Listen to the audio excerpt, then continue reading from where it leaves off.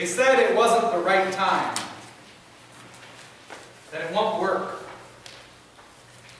that everyone needed to be patient. Maybe under different circumstances, a calmer environment, maybe with the chance to just sit down and discuss the approach and the differences to meaningful change. Maybe that could be possible. But time does not stand still, and this was not a peaceful setting. Birmingham, Alabama, 1963. 8 white clergymen from Birmingham sought to be peacemakers in their community as the most powerful civil rights leader came to town. When George Wallace, a few months earlier, made his declaration for segregation, these same religious leaders were there, declaring that all lives matter, that every human being is created in the image of God and is entitled to respect as a fellow human being with all basic rights, privileges, and responsibilities which belong to humanity, stated. But with that same conviction, they renounced the mass civil rights protests showing up. The sit-ins, the demonstrations, and confrontations in the streets would only provoke violence, cause disruption and conflict. It will not solve anything. We support equal rights too, they claim. But we just had a change in our local government. Have some patience. Let them have a chance to bring some healing to this racial divide. Any action now will only add to the strain and burden among members of our congregations and community. The timing is not good. There's just not enough support right now. We can't force the issue. What we need is patience, moderation. We need more time. Timing is everything, we say. But often it's our inner conflict, trying to find that moment of comfort or clarity before we proceed. We want to control how and when life moves forward, but we're constantly reminded that it doesn't work that way. We can forget that life isn't just about our time, but the lives and the times of others as well. Whether it's those times of figuring out when or if to have children, finding that perfect time to change jobs or a career, or to say goodbye, or the time to step forward and say something when others remain silent. It would be great to have a little glimpse of how things will play out before deciding if it's the right time or not. If we only had a little more time. Timing is everything. We use it to count and track our everyday events, and hours, and minutes, seconds. We spend it standing in lines, clocking in at work, waiting at the stoplight. Ordinary time. And it beats on relentlessly until that time when we can close our eyes and escape its dull, predictable cadence. Upon hearing that the wine has run out, Jesus says that his hour has not yet come. His alarm clock didn't go off. There wasn't a date on his calendar he was waiting for. He was speaking of a time where predictability fades and sheer possibility emerges. God's time. And it punctures through the ordinary canvas and the clocks in unexpected intervals to reveal glimpses of the divine. Jesus is talking about a time when God will reveal his glory through the death on the cross, the resurrection and ascension, the time when God will be accessible to all of us.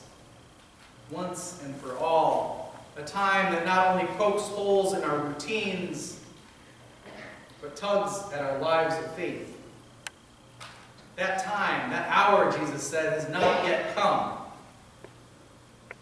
Or has it? We're reminded in the very first line of our text today that it was the third day of the wedding. Wink, wink, nod, nod. These weddings lasted weeks, at least a week, so we're about halfway through and the wine has run out, but it's the third day. Maybe we'll expect a miracle. And his mother Mary seemed to notice this.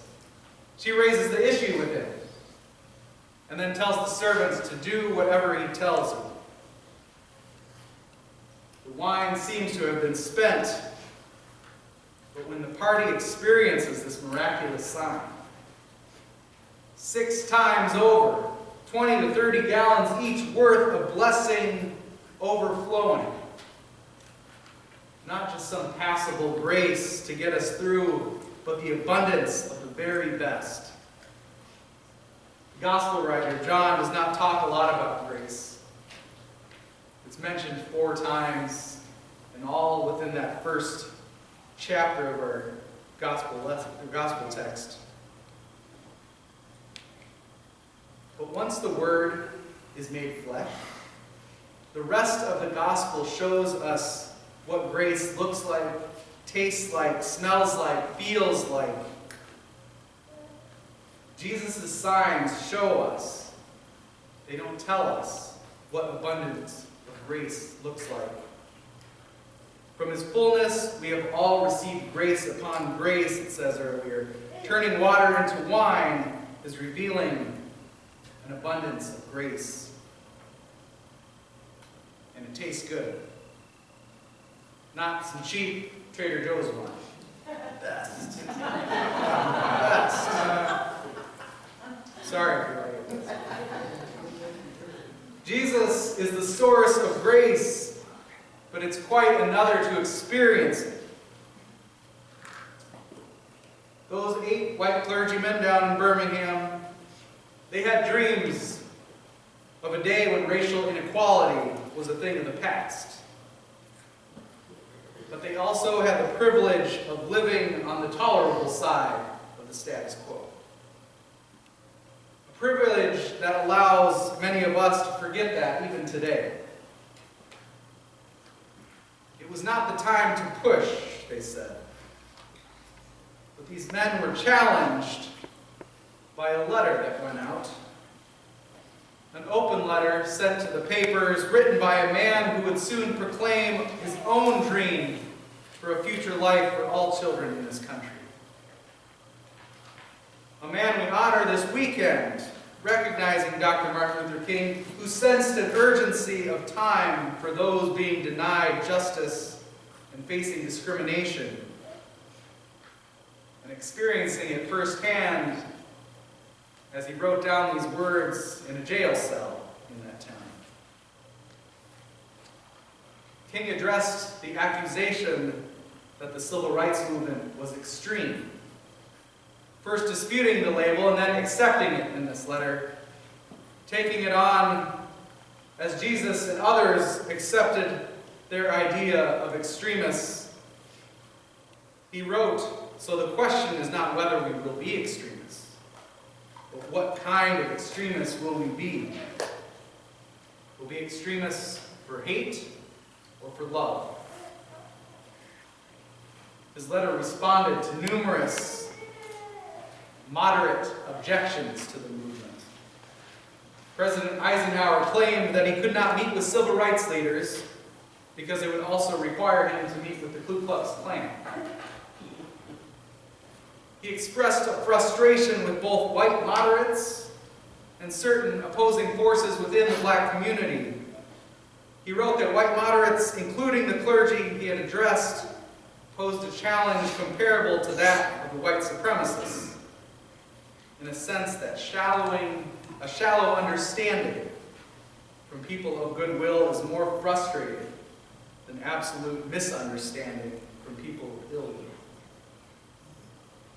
lukewarm acceptance is much more bewildering than outright objection.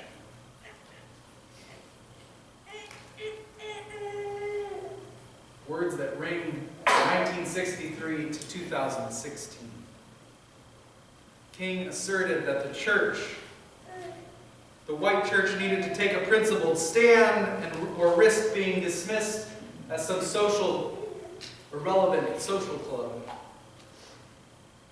And to the black community that challenged him, he wrote that we need not follow the do-nothingism of the complacent, nor the hatred and despair of black nationalists.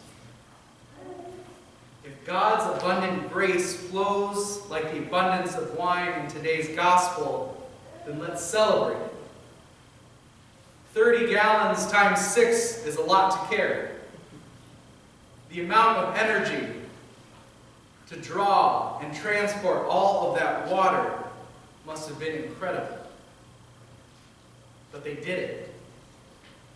And a sign of the kingdom was made known. Every moment that we live in Jesus, we have the capacity to mediate the divine. Where bread and wine can bear Christ's body and blood,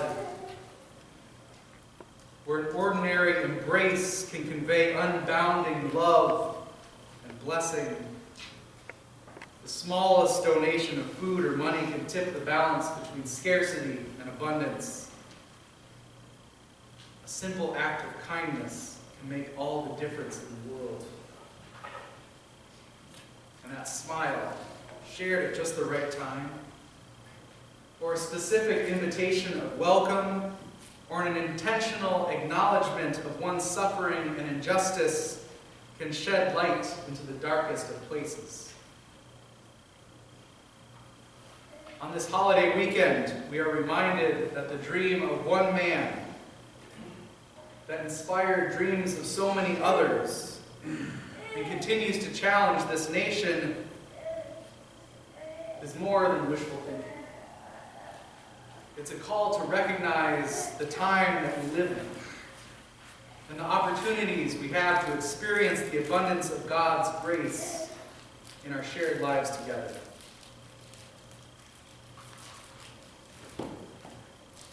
So may our dreams become a rallying cry to share the abundant grace with the rest of this world.